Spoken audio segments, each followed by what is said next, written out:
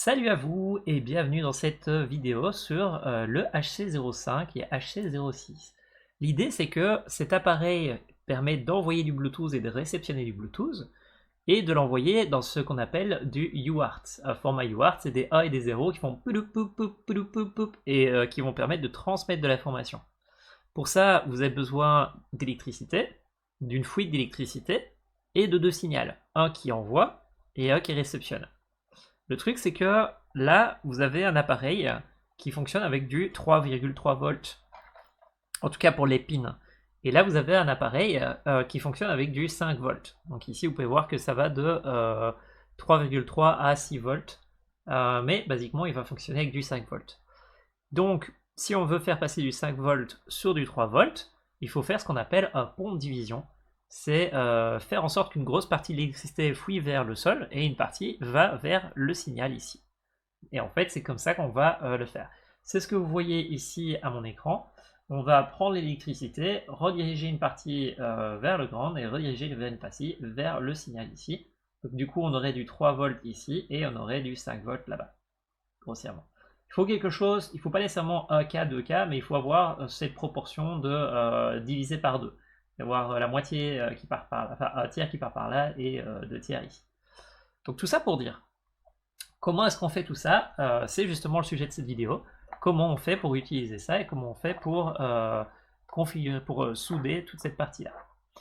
Donc, commençons. Voilà. Hop, hop, hop. Donc là, c'est la vidéo que j'ai enregistrée précédemment. Donc, il va falloir des résistances ici. Comme vous pouvez voir, moi j'ai choisi de prendre des résistances de 800 et de 1,5K. Donc de 800 et de 1500. Il vous faut des câbles. Hop, hop, hop, désolé, je vais passer en... Hop. Il vous faut des câbles, plein de petits câbles comme ça. On va aller les croquer, donc les couper un à un, pour qu'on puisse le dénuder. Voilà, comme ceci. Et en le dénudant, on va pouvoir avoir la partie qu'on va pouvoir souder. Bon, maintenant, ce qui se passe, c'est que vous allez devoir dénuder pas mal de câblage. Et vous allez devoir commencer à réfléchir à comment vous allez le souder, votre truc.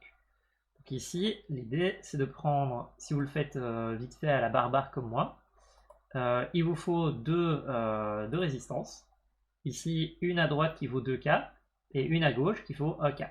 1K, 2K, 2K, 1K. Une fois que vous avez tourné ces deux-là, il va falloir raccorder ça à votre Arduino.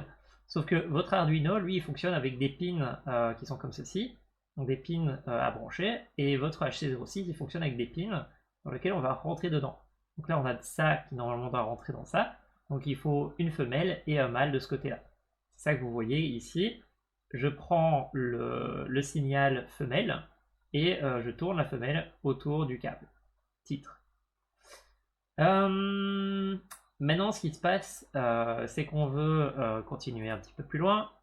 Maintenant, ce qui se passe, c'est qu'on doit relier l'autre partie ici, au ground, qui va aller par là-bas. Donc en gros, le câble, on l'a coupé en deux, ici. Il y a une femelle là-bas, il y a la résistance qu'on va lier, et il y a le ground qui va être en mâle. Donc ici, vous voyez qu'on a ici lié 1, et on va lier le deuxième. Voilà, donc on prend les deux, et les deux, on les met sur la petite résistance là-bas. Maintenant que vous avez fait ça, il va falloir relier les autres. Donc ici, on dénude et on coupe la partie blanche, yep, qui va être la blanche avec le rouge ici, qui va être l'électricité qui passe. On les met ensemble. Voilà, donc on a le courant, le ground, la résistance de 2K, la résistance de 1K, et ici le signal qui va partir par là. Donc on va, hop, le raccorder à l'autre. Magnifique. Et puis on va relier tout ça. Vous voyez, je vais aller tordre un peu le signal. Comme ça, on en a un qui va partir par là et l'autre qui va partir par là. Donc là, on a raccordé tous les liens. Donc on a vraiment le signal ici, le signal là-bas qui passe là-bas. Donc le TX qui passe là-bas. Le RX qui passe ici. Oups. Voilà. Donc ici, là-bas. Et voilà. Maintenant qu'on a ça, il faudrait souder ça. Donc en fait, Bon bah, quitte à attendre que le fer chauffe, j'ai commencé à faire de la découpe de câbles. Hein. Vous pouvez voir, on coupe, on coupe, on coupe, parce que j'en ai 5 à faire. Voilà. Maintenant, ce qui se passe, c'est qu'il est chaud. Donc on va aller chauffer ici la petite partie et on va aller mettre de la soudure dessus. Sur tous les endroits qu'on a liés, on va aller fixer ça avec un peu de soudure. Vous voyez, une à une, gentiment. On va faire fondre tout ça. Alors, je suis pas un pro de la soudure, hein. C'est vraiment pas mon expertise. Donc je fais comme je peux en faisant ça. J'aurais pu couper les câbles différemment pour éviter que celui-là touche celui-là. Donc si j'avais coupé le câble ici et là-bas, plutôt, à ce moment-là, on aurait évité des faux contacts. Bon, du coup, j'ai dû mettre ici, voilà, on a notre fameux Raspberry Pi, moi, HC05. On va brancher le ground et le volt, non, le RX et le TX, pardon, sans se tromper. Donc, il faut bien regarder sur le schéma ici, ne pas se tromper, vérifier que tout se passe bien. Donc le RX c'est celui avec les résistances, le TX c'est sans les résistances. Comment on fait pour retenir? Bah on retient pas, on va voir le schéma. Maintenant qu'on a branché ça, yep, on va brancher le ground et le volt. Donc ici, voilà, on va prendre le ground et le volt. Alors vous voyez qu'il y a plein de trucs qu'on aimerait bien avoir non exposés pour pas qu'on touche partout dans tous les sens. Donc il va falloir les mettre un peu de pansement. Avant ça, je montre un peu où on branche les câbles. Donc on a le ground et le courant qui va sur le 5 volts. Voilà, donc on a le ground ici, le ground et le 5 volts là-bas. Puis on a la pin 10 et la pin 11 qui vont nous servir à faire du RX-TX. Bon, il s'avère que je l'ai inversé plus loin dans la vidéo, dans le sens où ça ne brûle pas votre truc d'inverser, mais oui, il faut pas non plus se gourer quoi. Donc du coup, ici, faites attention de bien le mettre sur le bon, et si c'est pas le bon, vous inversez pour voir si tout va bien. Alors, on va du coup prendre un peu de papier collant qui ne laisse pas passer l'électricité. Donc ça, c'est un papier collant spécial pour l'électronique. Je ne sais pas si le papier collant classique marche aussi.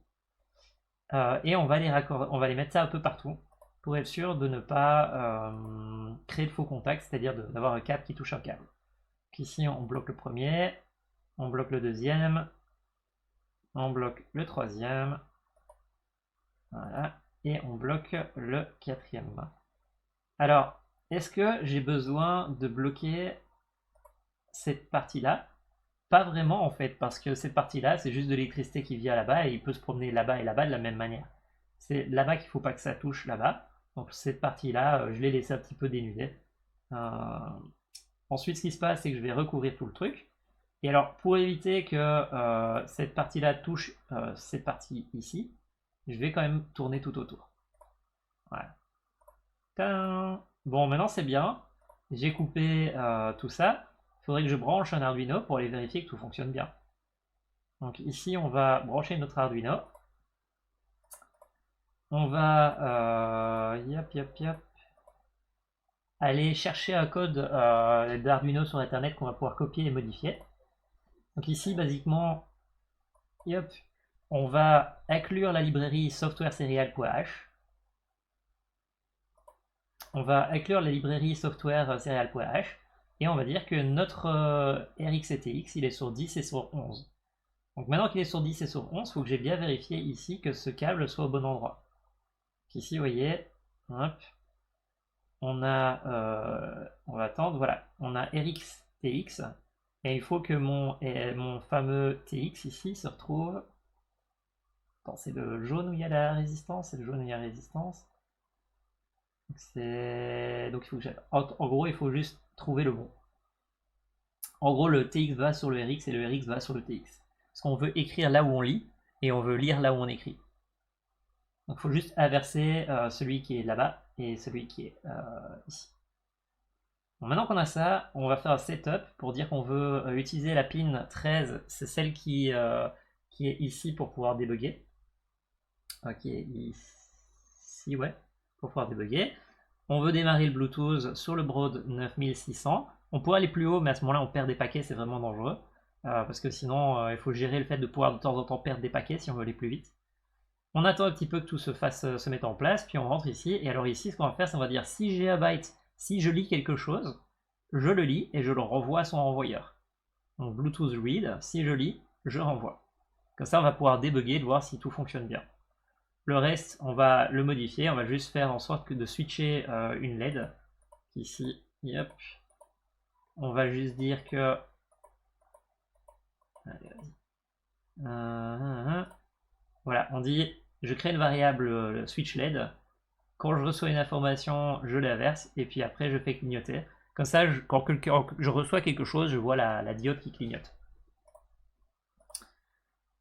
Donc ici, je vais lancer mon téléphone Android, ma tablette. Je vais aller dans une application qui s'appelle Yop. Attends, comme ça vous aurez le logo. Voilà, il y a une application qui s'appelle Electric Bluetooth qui est très très pratique. Et cette application, elle ressemble à ceci. Donc ça, c'est l'écran de mon téléphone qui est streamé sur mon PC. Donc ici, je vais vouloir me connecter à un appareil. Donc je vais cliquer connecter. On a du Bluetooth classique. Non, on va demander de découvrir. Et vous voyez que j'ai plusieurs appareils HC06, HC05. Ici, j'ai cru que c'était un HC06, mais non, c'est un HC05 que j'ai. Donc nous, on va aller se pairer à l'HC05. Ici, voilà. Vas-y. Yop. Pourquoi il s'est pairé sans le mot de passe? Voilà. On clique sur HC05, on dit pairer. Il nous dit pour rentrer, j'ai besoin d'un mot de passe. Allez, vas-y. Ce mot de passe, c'est généralement soit 0000, soit 1234 si vous ne l'avez pas changé. Si vous l'avez changé, évidemment, là, vous l'avez changé. En fait, on le change avec les petites pins qui sont ici sur le côté, pour si vous voulez le changer. Alors maintenant, on a notre fameux appareil qui est quelque part par là. Je crois que c'est B650 ici. Donc vous voyez qu'il y a tout un ID qui dit « Je suis un appareil Bluetooth ». Généralement, 98, c'est que c'est un HC. Et puis alors après, il peut changer, hein, mais voilà, généralement c'est 98. Et ici, nous, c'est B650 qu'il va falloir retenir. Donc on va rajouter un truc pour envoyer des messages. On va renvoyer des petits terminaux pour pouvoir voir ce qui se passe, voir ce qu'on reçoit. Maintenant, on veut mettre des petits boutons pour pouvoir avoir des boutons, des switches, des rouages, des trucs comme ça. Donc on va aller ici, on va déposer des boutons. Voilà, par exemple, comme ceci. On dépose un petit joystick. Ce joystick va nous permettre, par exemple, d'envoyer des données, genre va à gauche, va à droite, des choses comme ça. Et ça va vous permettre de débugger. Donc voilà, je clique sur un bouton, ça envoie Y, R. Vous voyez que là, c'est en train d'envoyer le message et on ne reçoit rien. En fait, c'est parce que j'ai fait l'erreur classique d'avoir laissé mes autres Arduino que j'utilise pour contrôler mes pieds et mes mains connectés. Donc en fait, j'ai écrasé le code de mon footboard. C'est pas grave, c'est la vie. Ça m'arrive tout le temps. Et donc voilà, ici, basiquement, il va falloir que je récalibre mon footboard. Bon, le temps que je m'aperçoive que c'est ça l'erreur. Voilà. Une fois que je me suis aperçu que c'était l'erreur, on a rebranché le truc, on a fait play, voilà, on a choisi, c'est ici qu'on va choisir non pas Leonardo, mais Uno, Arduino Uno, parce que c'est un Uno qu'on a ici, pas Leonardo. On va pousser le code qu'on a fait juste avant, on va retester, et voilà. Vous voyez, je pousse sur des boutons, ça pousse sur, ça envoie des données, et ça en réceptionne. Basiquement. Le blanc c'est réceptionné, bleu c'est envoyé. Donc, très bien, on l'a fait avec un HC05 sur notre fameux téléphone. C'est trop cool. Donc ça veut dire que maintenant, si vous achetez un plugin sur Unity, genre je vais vous montrer. Si vous allez sur l'Asset Store et que vous achetez des plugins de ce type-là, par exemple celui-là que j'ai dans ma librairie que j'ai acheté il y a longtemps d'ici. Il y a une petite vidéo qui vous explique ce que c'est l'HC06 et il va vous permettre de faire des connexions avec l'appareil. Vous voyez ici, lui il met 50 et 100 ohms. Putain, il avait mis si peu d'ohms. Okay, moi j'ai mis des 1000, mais ok. Donc vous mettez une petite résistance pour diviser.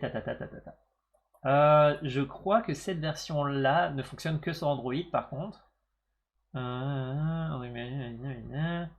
Cette deuxième support BLE. Le BLE c'est Bluetooth Low Emission. C'est pas de l'HC06, mais ouais, c'est un autre type de Bluetooth qu'on va pas utiliser. Par contre, il n'utilise normalement que Android, donc celui-là il est bien si vous faites des jeux Android, mais pas si vous faites du PC. Donc faites gaffe à ça. Si vous voulez faire du PC, il va falloir trouver un autre qui fonctionne sur le PC.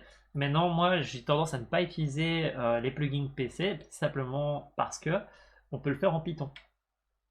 Donc je reviens dans ma vidéo, ici, voilà. Je suis allé dans un de mes vieux projets, qui est ici, qui s'appelle Read Hardware to Index, si vous le cherchez sur mon GitHub. Read Hardware to Index Integer. Je vais dans le Mega Monster, parce que je sais que Mega Monster, il a un HC05. Il a un HC05 que je peux connecter en com. Je vais ouvrir le code Python, voilà. Ok, donc en gros ça ressemble à ça. On va demander d'avoir un entier qu'on veut envoyer au truc. Donc ça, on s'en fout. On va lui donner d'avoir un certain temps. Yop, yop, yop. On va lui demander d'avoir un certain temps pour presser, un certain temps entre les touches, between the send, et un certain temps pour réceptionner l'information. Ici, on va devoir mettre l'ID de notre appareil. L'ID par exemple de mon méga, c'est celui-là. Donc là, il va falloir trouver l'ID. Vous faites play, sauf qu'en fait, j'ai oublié une étape quand je l'ai fait tantôt. Et cette étape, c'est de ajouter l'appareil en Bluetooth. Donc ici, j'en reviens. Voilà. Il faut aller dans Windows, demander d'avoir le Bluetooth, cliquer sur l'HC05 qui vous correspond. Bon, moi, j'ai eu une blême à trouver lequel c'est pour ça que je vais accélérer un peu. Voilà. Donc vous cliquez sur l'HC05 qui vous correspond, vous le connectez, il va vous demander un mot de passe normalement, c'est parce qu'il est déjà connecté précédemment qu'il n'a pas demandé de mot de passe sur celui-là. Allez hop hop hop. Pareil que pour mon téléphone, 1, 2, 3, 4. On se connecte. Voilà, il me dit qu'il est connecté. Donc maintenant on va essayer de trouver son numéro d'identification. Donc soit vous allez sur votre tablette et vous le cherchez, soit ce que vous faites, c'est que vous utilisez le script que je vous ai passé, qui va lister les appareils, serial tool list port.compo, puis on va avoir cherché le HWID, qui se trouve là-bas. En fait, normalement, il est censé avoir un serial number, ce qui est le cas pour pas mal d'appareils, mais pour le HC05 et 6, ils ne l'ont pas fait, donc il est ici dans celui-là. Et donc, nous, ce qu'on va chercher, c'est dans cette zone-là, un truc qui s'appelle du coup B650, qui est celui qu'on avait sur la tablette.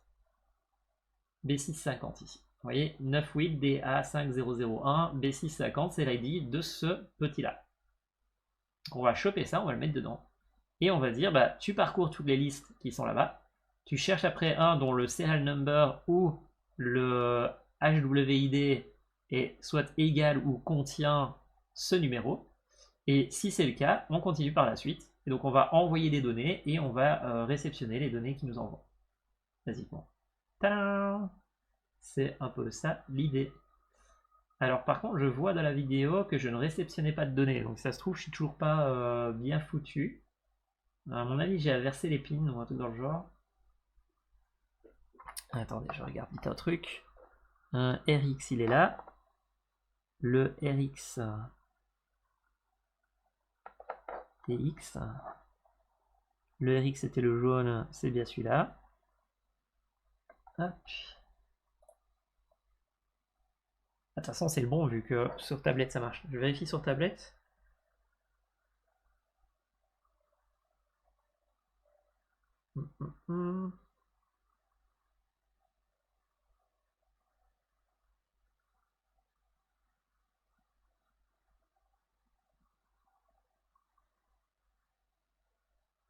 J'ai un doute, c'est pour ça que je vérifie sur la tablette que tout se passe bien.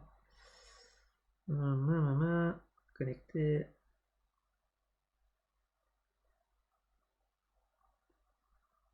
Bon là pour l'instant il se connecte pas parce que mon script tourne toujours.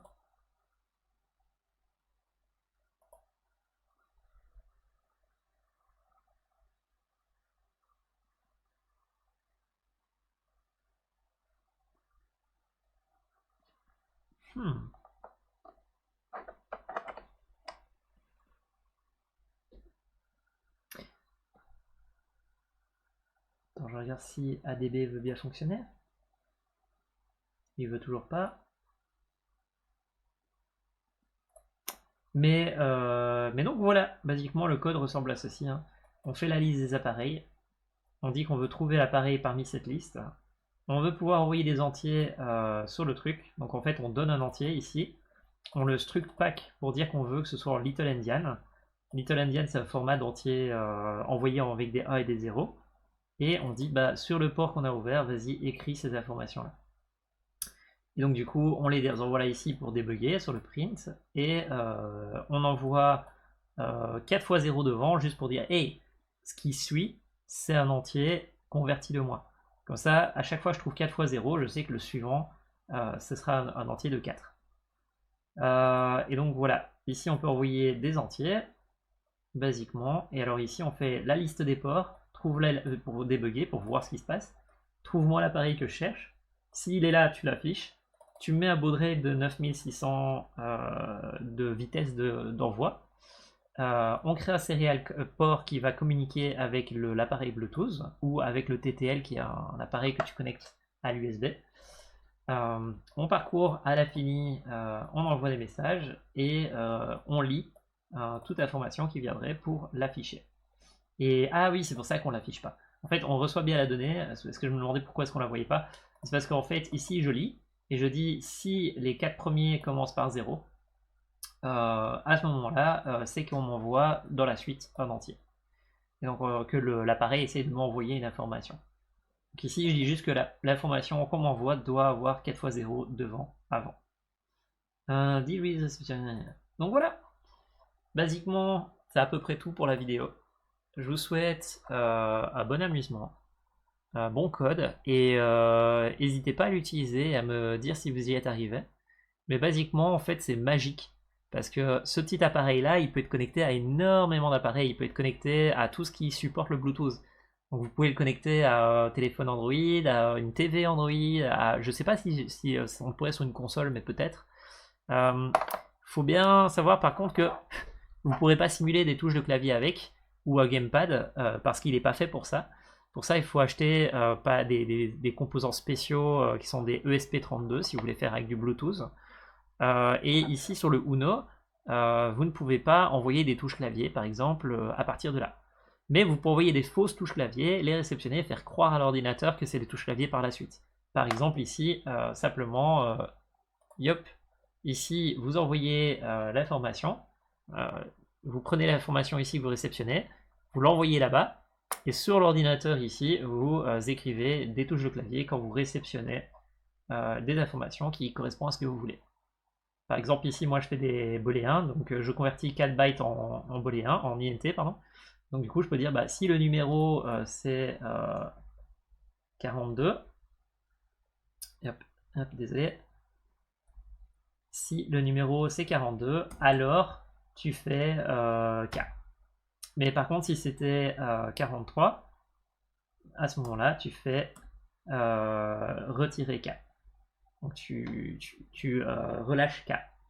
Et donc voilà, basiquement, c'est... J'espère que ça vous sera utile parce que c'est super pratique. Je vais pas faire tarder la vidéo plus longue.